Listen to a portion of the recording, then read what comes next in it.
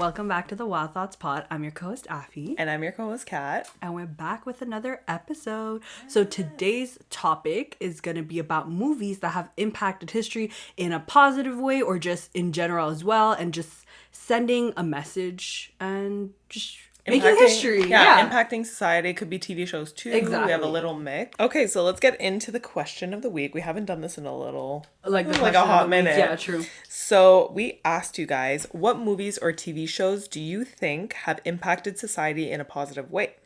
So we got quite a few responses. That's good. So first we have Schitt's Creek. Oh, I never watched it. I think I started it. So good. Yeah, but it's like a comedy casual show. No, it's like comedy. I feel like it's like not the Office type of comedy, but like subtle comedy. Subtle you know comedy, what I mean? yeah. But it's very inclusive. That's the thing. Okay. So I think that's I'm why gonna we check said it out. When They See Us. Oh yes, that's a really good one. What is it? It's based off of true events. It was basically about four black boys that got caught in a murder case. I'm pretty sure. Okay. I don't remember if it was rape or murder, but pretty sure it was murder of this, like, I think it was based in New York, of like a girl jogging and she got murdered and they got blamed for it. Like four like teens. Yeah. And at the end of they found out that they were innocent, and this is true, and they were in jail for like years. Oh my god. Yeah, and it's actually really, really good. Is it on Netflix? It's on Netflix. I recommend everyone to watch it. It's really good. Okay. Yeah. Cool.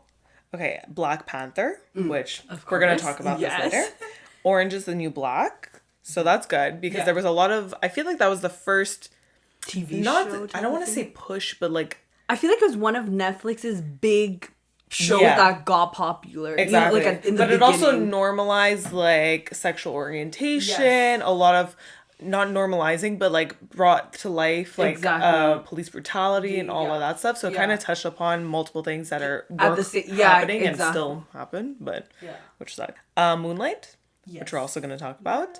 A Cinderella Story. I mean, I love Cinderella. It touched us in the rom-com. It didn't ruin our like romantic expectations. It's fine. I'm dead. Okay, I don't know about all of society, but Tommy Wiseau's The Room was definitely a cultural shift. Yes, we have to read that. No, not that room. It's that one is sorry. That's the only room I know. Yeah, that one's about the mom and the wait, who's Tommy Wiseau? Okay, this is like, but it's like a bad movie that people make fun of, but it's iconic. Oh, it was the yeah. Oh, okay, I watched it with Sarah and Amanda. They're the ones who like introduced me to it, and I follow their page. But it's like bad, but iconic. Yeah, but it's like really bad. I know of this because of our college friends. Oh, okay, because they used to quote it all the time. Yeah, exactly. I was like, what are you saying? but did it have like what was the impact though? I don't remember. Like, I think it was just a culturally, like, I don't know. I don't know what it is. Like I've never pop seen culture, it. Yeah, you should watch it and you're gonna cringe. I already cringe at the like 2 scenes that I've seen. Okay, also increasing diversity of leads like Get Out, Everything Everywhere, All at Once, etc. I feel like we're finally entering an era where Western media is finally portraying stories that aren't just the white perspective. Yeah. Period. We're going to talk about that. And then lastly, Turning Red. Yes, I was going to mention that. Did you watch it? I haven't watched it yet. I haven't watched it yet, but I heard that like it's because even like the cast in it, like the animated characters are like diverse. It's based in Toronto, eh? Oh yes, it's Canadian, and there's it's Canadian. Why do we keep doing that? I didn't mean to do that. It's Canadian. It's Canadian, no quotation. And there's Matrei, the one who was the lead character in what is it? To All the Boys. No, not To All the Boys. Never. The brown girl. Never Have I Ever. Never Have I Ever. She's one of the voice. She's the brown girl. She plays. Oh wait, because she's from Toronto. Yeah, exactly. So in, it's like not Kingston, the other place. Not Brampton. Anyways. Mississauga. And then you're so tired. Oh, this is funny. Okay. Yeah. And then there's also from Grey's Anatomy. Who? Christina. What's her real name? Oh, Christina. Wait. I was thinking Meredith. Sandra Oh. Sandra Oh, yeah. We love iconic. Oh. Like, okay. We love, yeah. So, yeah, we gotta watch I gotta watch Turning Red. We gotta get on that. But let's go into our little brainstorm. Yes. So, we have 5 shows and movies that we're gonna get into. Let's start with the infamous, iconic yes. Bridgerton season 2. Honestly, like, wow. Bitch. I think it did so much It for just like South Asian, brown, just people of color. Yeah. Like, finally. And I didn't expect this. Like, I don't know.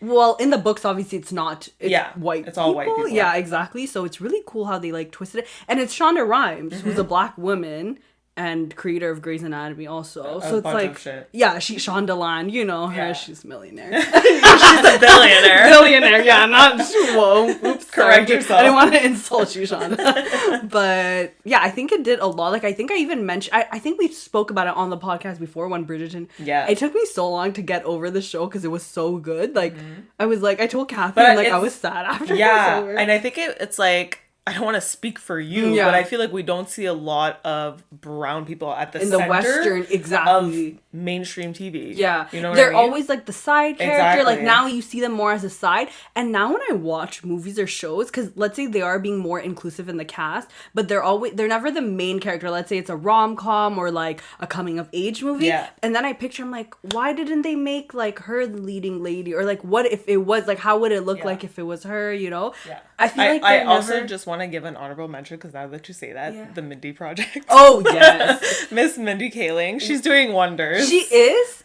but the community sometimes makes, not fun of her, but like... Well, the Mindy Project is very quirky. Yeah, but she's very American in that. Yeah, the thing is, the South Asian representation she gives sometimes is like a bit cringe. Yeah. Like, for example, Never Have I Ever, you know, she's kind of like nerdy, never been, you know, with guys, like kind of promoting like the stereotype. Okay. So that's why people, like, the thing is, like, we want representation, but we also want like good representation. So not no hate. Yes, exactly. No hate on, but that's why Bridgerton was so successful. I feel like because they did it properly and they did it in a way. Because when I watch like rom-coms or whatever, like I always picture like the white girl with the white guy and it's romantic, because I feel like you can't romanticize people of like the way that they show it is that they don't romanticize like having a romantic story with a non-white couple. You know what I mean? So now that seeing you mention them, that, like, I can't even on the spot think of me too, because it's I only think of Bend It Like Beckham, and that's not even a rom-com. No, exactly. But so for me, I think that was like major, like seeing like a love story for a brown girl, and it'd be like elegant and like sophisticated and actually good. And then also embracing like cultural. Oh, it's so I need to rewatch it. Yes, I need to rewatch it. But it was so good. I also was looking up little like articles on it just to see. Edwina, which is the sister, the diamond, and if you haven't watched Bridgerton, she said that no one let me forget that I was dark-skinned growing up. Wherever we'd go around India, they'd always say she's pretty for being dark-skinned. Yeah, exactly. Which I just think like it's very important to see these actors, like even black actors that are dark-skinned, because most of the time like in the past it's always light skin, like kind of whitewashing them in order for people to feel comfortable with it, which makes like no sense. The people with the fairer skin are always seen as prettier. Exactly. Yeah, like colorism is a big thing in every country. You know what I mean? Like in India, in Bangladesh, like wherever. There's always gonna be people that are darker and people that are lighter because regions, you know, geography, it depends on that. But yeah. And I just think it hit harder just because, again, they're at the center of it. She's the diamond. Exactly. And it wasn't like a light-skinned brown actress. It was someone that was darker, but still like portrayed as this beautiful. And she, like I told you, like I was like, yo, I wished I looked like that. Like, and I was like, I feel like it's usually the opposite. You'll see like a blonde girl with blue eyes and you'll be like, oh, I wish I looked like that. But it's because they're the leading characters. They're in the romance, you know? Like, I feel like we mentioned this before. Even when I was growing up, I would always be like, oh, I wish I was blonde. I wish I had blue or green eyes. Exactly. Like, because that's all that's pushed down our throats growing up. Especially early 2000s. Like, all the movies are like that, you know? Like, that's why I'm saying it's like, having those romantic stories, it was never associated with a person of color. Yeah. So it's like it was almost like you couldn't imagine, or those characteristics, like a person of color couldn't have like an elegant and like romantic, sophisticated life. Yeah. You know what I mean? They were always portrayed as like, I don't know, poor or like nerdy or you know, like those stereotype characters. So it was really nice and refreshing to see. And also what I liked is that it was her choice who she could marry. You know what I mean? Yeah, they didn't like... But it was kind of arrangey. But she I was going to say that. It was like... it's that era. It's still showing like an arranged marriage, but she had the final say. Yeah, exactly. You know but what Bridgerton I mean? is...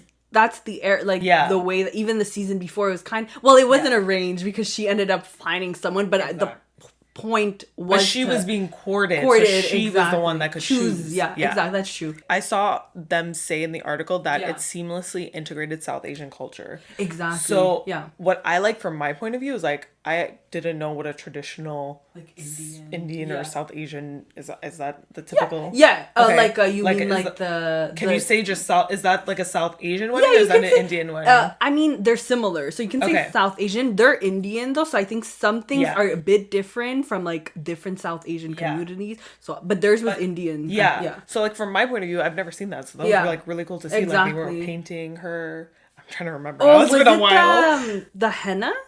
No, the henna that I know about, but she was. They were like, they were painting each other. Holy? But I don't know. They were showing like I think traditional it's Hindu religious traditions, or it's a holiday, like a celebration. Yeah. But they were showing like traditional aspects. Yes, exactly. in the show, which like was cool to me because I've never seen that, and I was kind of learning about that. Exactly. Even like the nicknames that they called each other, so cool, like Vaughn and Didi. I was like, oh, this is Didi. So cute. We don't say that in Bengali, but it's in Hindi.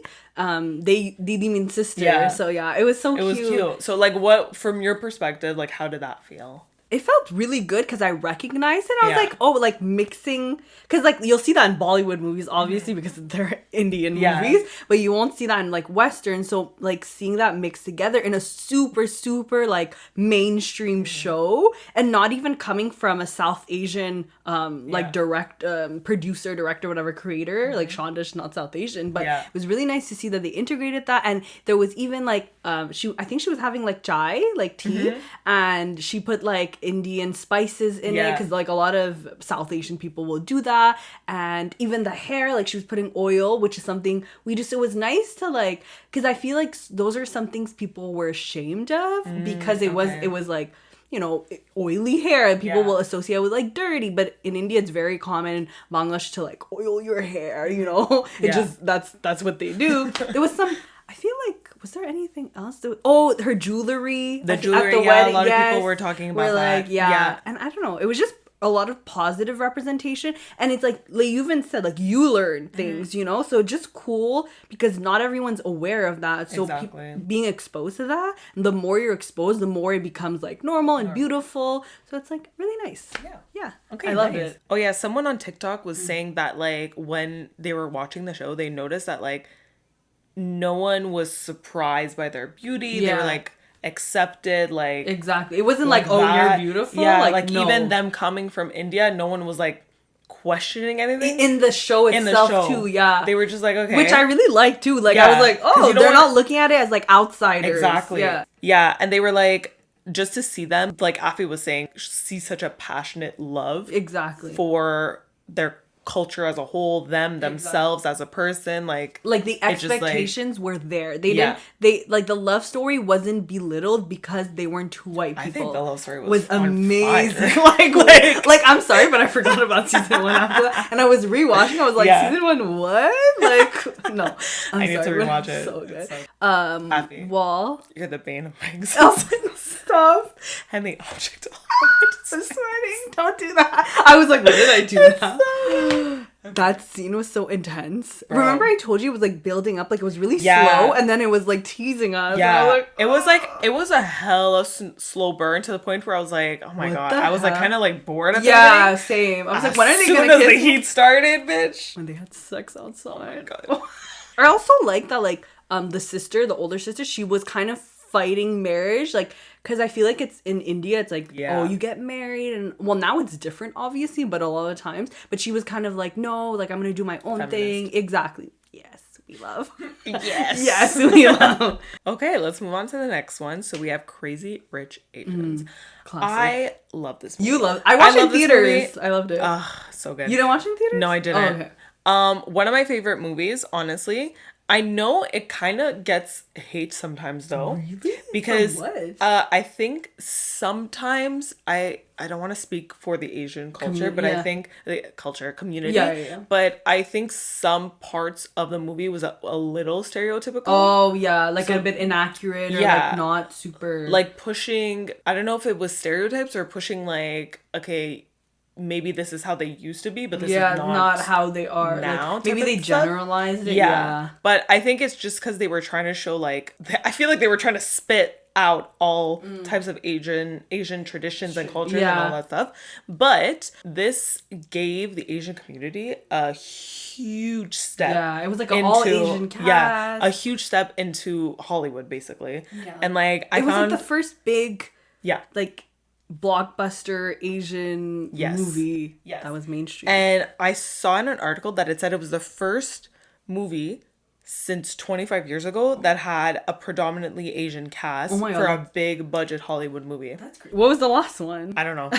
It's like martial. That wasn't martial arts. Nerds. Yeah, or like Jackie Chan. Exactly, like, stereotypical. Jackie movies. Chan was like for like Asian. Exactly, he was like the figure, or like Karate. No, Karate Kid. The mentor was Asian, but not the actual. But that's the recent one. Yeah, exactly. Yeah, exactly. Like the boy wasn't. Yeah.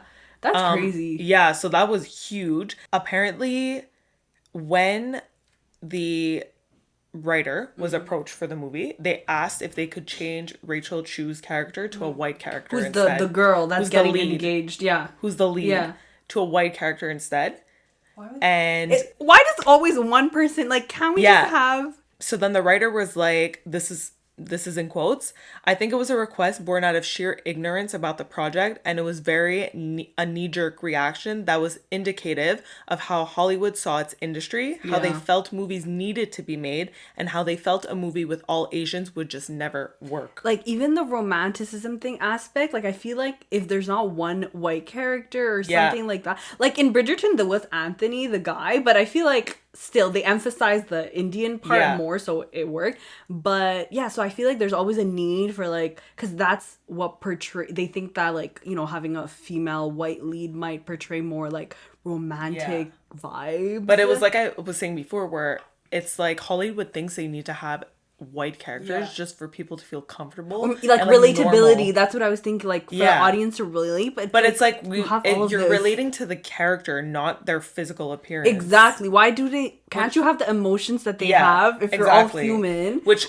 like now, obviously, you want to see someone that looks like you. Yeah, because like, that's an obvious thing. Yes. But like, if we already had that normalized, it's just about connecting with the character and like connecting with the story. Yeah, because for white people, there is already that, you know, those movies, pop culture, like everything, you know? So that's why we're making space for the people that don't have it. Because since they lack representation, then they do feel a certain way about the way they look because of all the history, racism, all that, you know, plays into it. So exactly.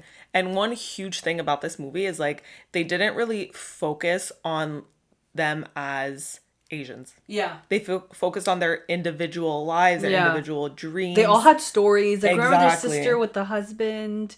There was the cousin. Yeah, it was the cousin. Yes. Where she's like... The jewelry, because she buys, like, expensive. Yeah, she's like, I can't make you a man because I can't make you something that you never were or something. She didn't say it like that. She said it better, but... Yeah, Aquafina was in it too, And then also, what I found was really interesting, they were saying that, like, for a long time, Asian American women were told to always just be grateful for whatever they're given. Yeah. So, like, the person that played, I think her name is Constance Wu, she was first on a show called Fresh Off the Boat. Yeah, so what I was saying is that Asian American women were always like, okay, this is your role, just take it or leave it. Be grateful for even having even if it's like a one line, you have to be grateful. At least you're in it. You can't aim to be the lead or something. And apparently, at one point, she couldn't do a shoot because she had a sick family member. Yeah. And she's like, I was punished for it. And even saying I'm worthy of being a leading lady, people don't like it when women assert themselves. Yeah, exactly. So already she's being put down because she's an Asian American woman. And then on top of that, just for being a woman, she's like, you shouldn't be the lead. Yeah. So it's like a mix of things altogether. But even the woman, like, people don't like it when women assert them, like, especially to men. Yeah. Men get so, like, their ego hits and they get so, I feel like, aggressive in general. Red flag if you're ever dating someone. For real, but like, it literally hurts their ego if they're given directions by a woman or just, you know, spoken to equally by a woman. They like, I don't know. I've even seen that in my person, like just at work or things like that. I'm like, who do you think you are? Like, bro, childish. just ask you to fold a shirt, just do it. Yeah. Like, literally so immature. And then last point that I wanted to say, I don't know if this, I keep saying writer. I actually don't know if this is the writer. I forgot to write it. It's either the writer or the director plus the producers. They were searching for authentic Asian actors for 2 years before they actually started filming, because they wanted the right people, the right cast, and they didn't want to like half-ass the movie, because like they were really pushing for an all Asian cast. And you don't want to just take like any Asian person that has done some movies and just like, you want to get diversity too, I guess, in the Asian people that you're picking. Or since it was based, it's Chinese based, like it's a Chinese family, right? Or is it not? Yes. Okay, so I'm assuming they wanted also people that knew about like are Chinese maybe, or Chinese American or some, because obviously there's different types of Asian, and I feel like there's a lot of controversy is like, oh, why did you pick like this type of Asian if you could have found someone that fits that role exactly, you know? Yeah. So in West Side Story, they have the main actress.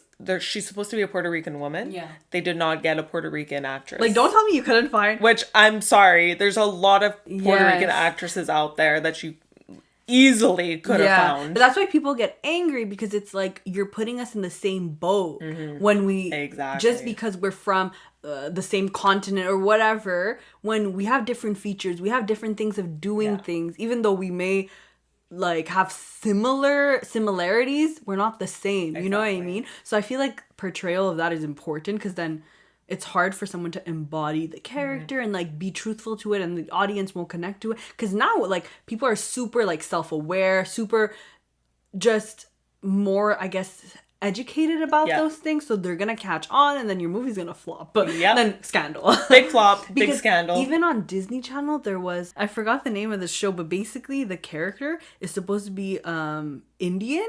America Ferrera? No, not her. No, I don't know why she gave the mine. Yeah, no. Isn't she an Ugly Betty? Yeah. Yeah, okay, not her. I forgot about that show. Not her. I used to watch that in Italian. I never watched it. Why? Because my nonna used to watch it, but I never understood what was going on. But no, I think he's either supposed to be Pakistani or Indian. I forgot. Okay. But they got like a Latino guy. For what show? It's because he like could pass as, because he's like brown. But that's stupid. But it's there's like, so many. I was like, this brown guy actors is not. That Yeah, you and I'm gotten. like, you got like at least get him to now play. I want to like, know what show it is. Is it a popular show? Kind of, but it's more like it's on Disney, so it's like. Okay, I'm gonna find it after, because now I'm gonna just take the whole time. Also, just a special mention to Shang-Chi. Kind of the same idea, where it's just like paving the way for Asian actors to be in Hollywood and be present in Hollywood. And also Shang-Chi in particular, I think it was a huge impact, because Marvel, it was a superheroes movie, are like mostly white, which we'll get into the next superhero. I think most of them have been white. Shang-Chi, like I feel like people were like waiting, and I saw everyone raving about it, and I was like, it was a really good movie. It was.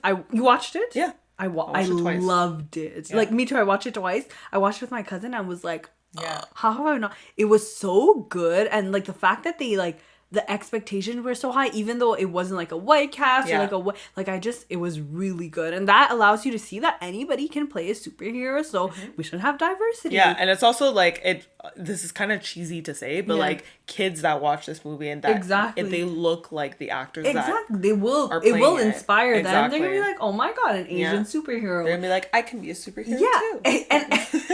And that was I think one of his first major gigs. He was on the another Netflix show. It's not the Depiner show. The Kim's Convenience. Oh, Kim's Convenience. Yeah. So, but it was he's Canadian also. He's so fun. I followed him on TikTok. He's so funny.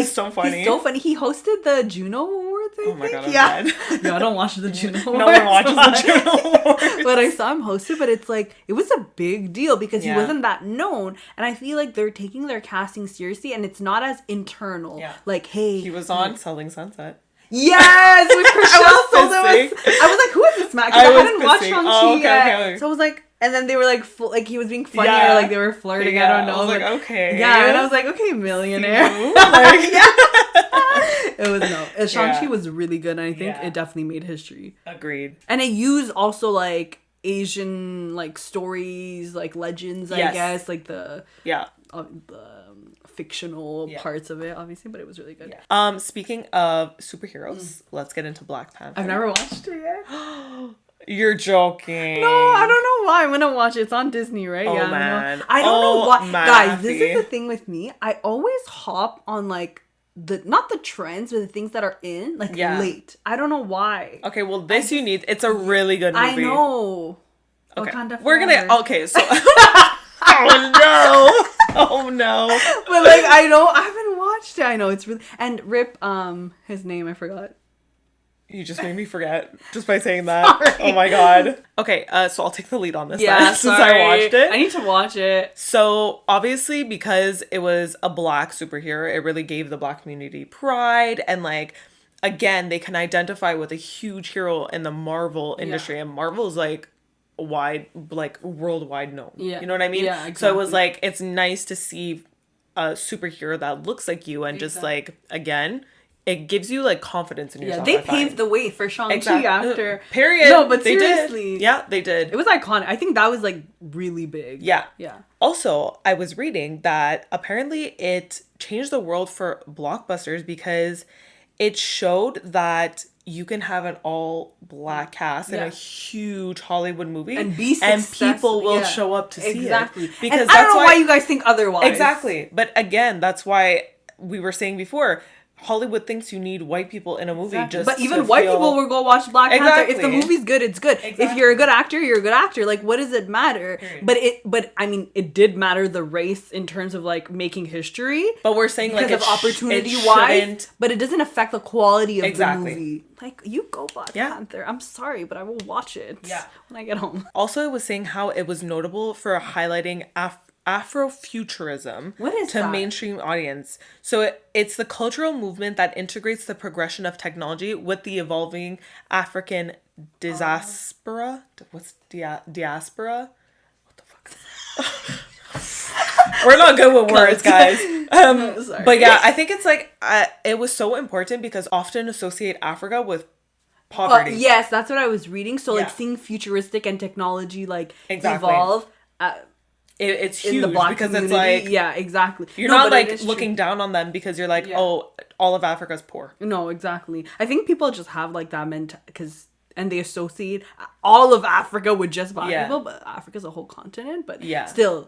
Also, in the movie, because of the technology, it kind of boosted and promoted like the Black community to like be confident in themselves to study in like technology and science and all of that stuff. And actually the Black Panther's sister was like the head of their tech thing, so it also like promoted women in leadership, women in STEM. Legit women in STEM, and like telling them like, you can go for it, like you have the power to do it. And it inspires like younger individuals. I couldn't remember the word. I was like promoted. No, exactly. It inspires younger individuals because like this stuff, even though it's fictional, it's like a message, right? A lesson that you can relate to the actual like reality, and it does actually make an impact. Even though we look at it as a superhero movie, there's a deeper message, and like Kathy said, it will actually encourage young Black kids, women, boys to go and be the leader, and then like,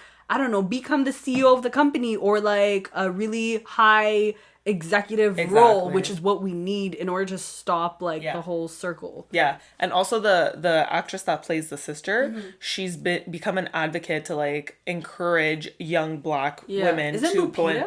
No, it's not Lupita. No. It's someone else. I just remember her. She is in it.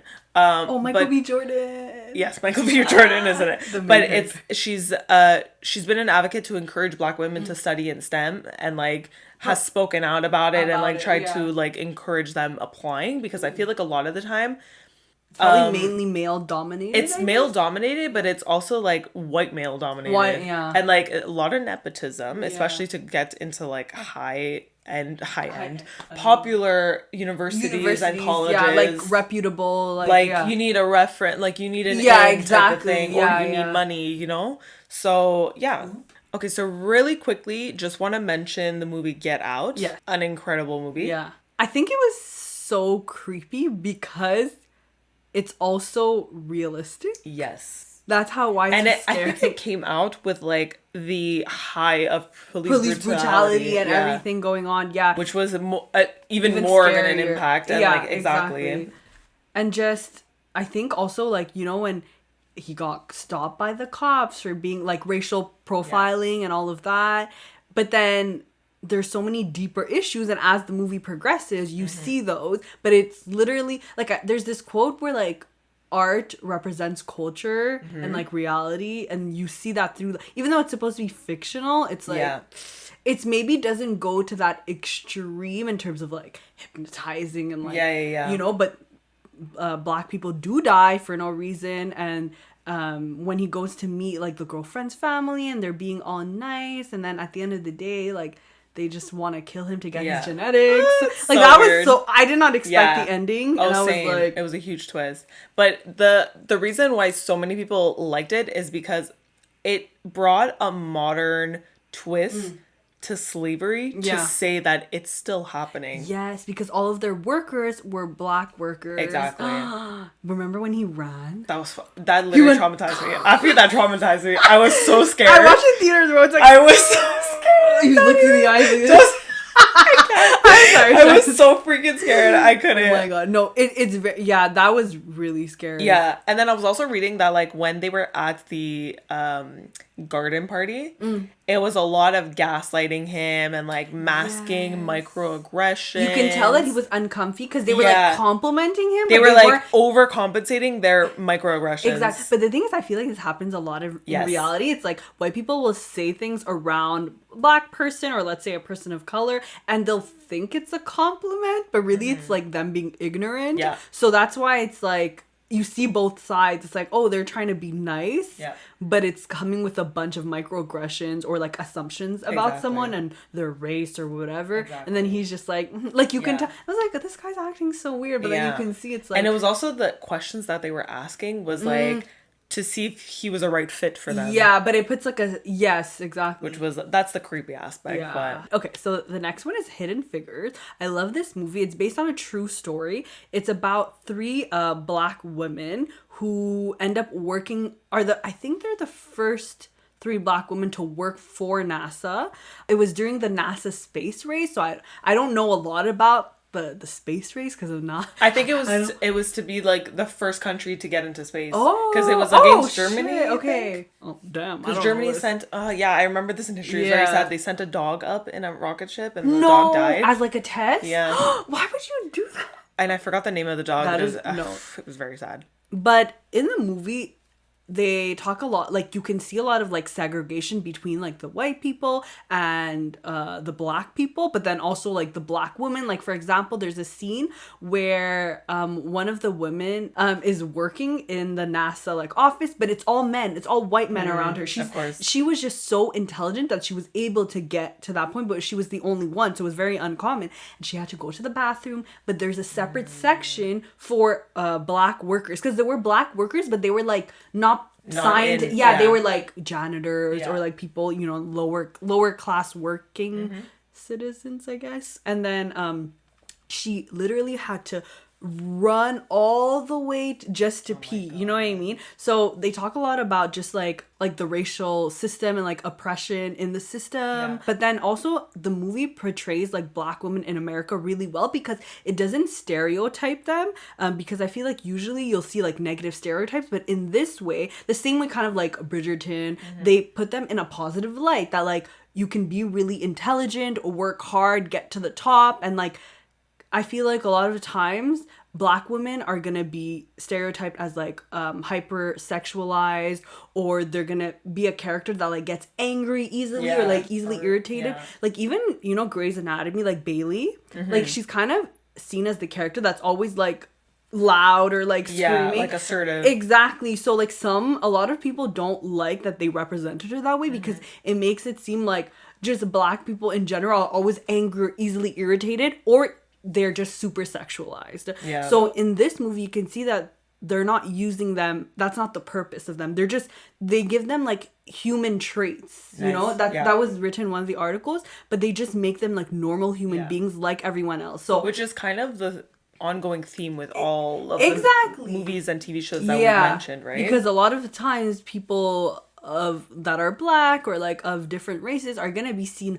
less than or not like total like a 100% equal. So like Kathy said, this is the common theme, is that you just want to feel equal like a human being and be treated you like that. You want your own identity to be represented. Exactly. And then this one also, because I guess it's what does STEM stand for? Do you remember? STEM? Yeah, like because this also kind of encourages like young black science. girls.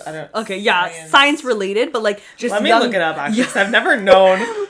Sorry, I almost failed science. Like I said in the last episode. Same. Don't ask me these science questions. Science, technology, engineering, and math. Oh yes, exactly. So this that makes sense. Everything. Yeah. Okay. So this movie basically like also encourages like young black girls to be leaders in STEM and to go into like the STEM field, and then it also fields, yes, because it's a foreign one. And it also allows black girls to have their own like hero in a way, you know, especially because here you're seeing like women and you're seeing two minority groups. You're seeing women and black people. So and then it's just inspiring. It's really inspiring, and it's based off a true story. And this was like years ago, like in the I don't remember the date, but a really long time ago. So to see that, it was kind of super uncommon, and I just found the movie really inspiring. It was really positive, honestly. And you kind of understand what, like, wow, this is what they went through. Like, just to go to the bathroom, you have to go there. Why? Because like my skin color is different. That's but even the way that they're treated, it's like they don't assume people that are black to be intelligent. So that's why it's so shocking, because they're also technically in the movie, they're from a different class. Like the white men are, I guess, middle class or higher. But so they assume like they're uneducated and all of that. But you, like, if you're smart, you're smart. And they went to school, I'm assuming, because that's how they learned their stuff. Yes. But yeah, so it puts a really positive light on that, and I really enjoyed it, and it being focused on like women, I really liked. Yeah, I need to watch it. It's really good. It's been on my watch list for it's been on my watch list for so long. Feel good but learning. You know what I mean? Like educational, and you're like, wow. Maybe I'll watch it this weekend. Yeah. And the next movie someone mentioned also in our question of the week, it's called Moonlight, and it actually got a lot of awards. I believe it got an Oscar, and it was like super praised. It's a pretty like simple movie, but it has like a deep message. So it's basically about a boy living in Miami, but it's about his life in 3 different stages, like as he's growing older. And it's just him like growing up, but then he kind of is experimenting with his sexuality, and also in the movie there's a lot of like drug dealing, violence kind of, but it's not the main point of the movie. And basically he, like, at one point of the movie he kind of like has a crush, I guess, on a boy, and I think they kiss, or he like pleasures him, like I forgot. Okay.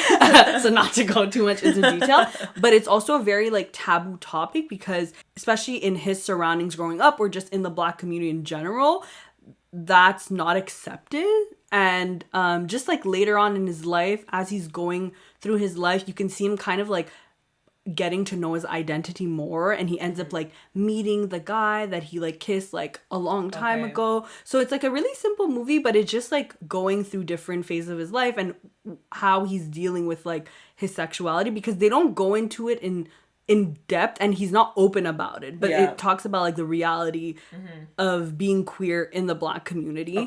And then he's also growing up in poverty in Miami, and his mom like is a drug addict and stuff, so it's just like it touches on different things aspects, exactly.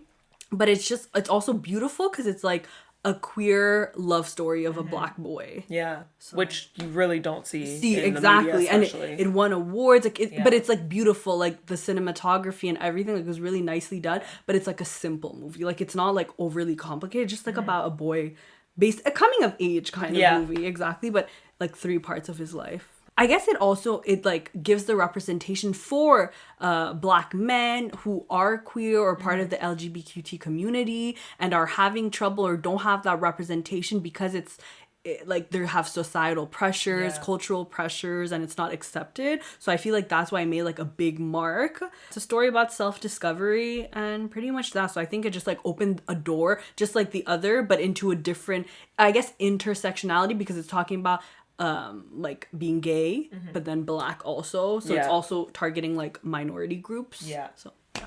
Okay. Yeah. It's really good. Honestly, I like So highly recommend everything that we just spoke about. Yes.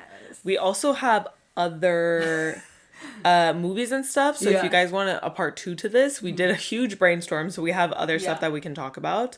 I really like this conversation. This is actually really good. Yeah, because it's like history, a lot to do with race representation, and just like awareness, and it's inspiring. It is inspiring. And I think the bottom line is we need to celebrate the movies that are being made with minorities as the lead. Exactly. Basically. Yeah, and lead like characters. Go watch the movies, go stream the movies, like get them as much traction as you can, because it's important. Another movie that I like, random, like nothing to do with this, but like Always Be My Maybe. Did you see that movie? Oh my god, that's it such was a feel-good movie. It was actually good though. It was like a rom-com but good. Yeah. Yes. And it was a rom-com. The 2 leads are Asian, exactly. It's so good. The girl's name though, wasn't she somewhere, but I forget. She's a comedian. Yeah, the guy I haven't seen often. Like I don't think I've ever seen him anywhere else. But the girl, I remember her from somewhere, but I just don't. Yeah, it was Randall. Really good. Oh, Keanu Ali Reeves? Wong. Yeah, Keanu Reeves is in it. I forgot. Ali Wong, she's a comedian. What character does Keanu Reeves play? Keanu Reeves plays himself. He's a celebrity. Oh, I forgot. I want to rewatch it, but I didn't get the chance yet. But I was surprised by, and that's so bad, is that it's not because they were Asian that I was surprised by it, but I just didn't think it would be like a good rom-com. See, the main actor is also from Fresh Off the Boat. But actually, no, this is so bad. Low-key, I think also because it was not white cast, that I probably like had a assumption in my mind that it wouldn't be as good, because I'm so used to seeing white, like romanticizing like white characters. So I'm like, oh, I'm not gonna like be like, oh wow, because you know what I mean. So like that's so bad of me, but I'm honestly, I think it's also sometimes just Netflix originals in general that you're kind of like, this looks not cringe, sure. Yeah, exactly. You know. Yeah. But yeah, I get what you're saying. You know what I'm saying? Like I feel like if I maybe would have been given it more of a chance if I saw a white cast, which is like effed up. Yeah. But anyways, we live and we learn. We're changing the industry now to not think that way. Yeah. So. Okay, so let's wrap up this episode. So I hope you guys enjoyed. If you did, please leave a like, subscribe to our YouTube channel, leave a comment. Also follow us on all the podcast platforms. We're on Spotify, Apple Podcasts, Google Podcasts, and wherever else that you listen to us. Anywhere. Leave a review on Apple Podcasts and Spotify. Follow us on Instagram and TikTok at Wild Thoughts Pod. Follow us individually. It'll be linked down below. And just leave feedback, because we just need feedback. We need feedback. I think it's good. Yeah, we want to, even if it's constructive, if you didn't like something that we said, please let us know. Correct us. Correct us, because we want to learn. Educate us, please, because we struggled sometimes. Yeah, seriously. But yeah, so we'll see you guys in the next episode. Bye.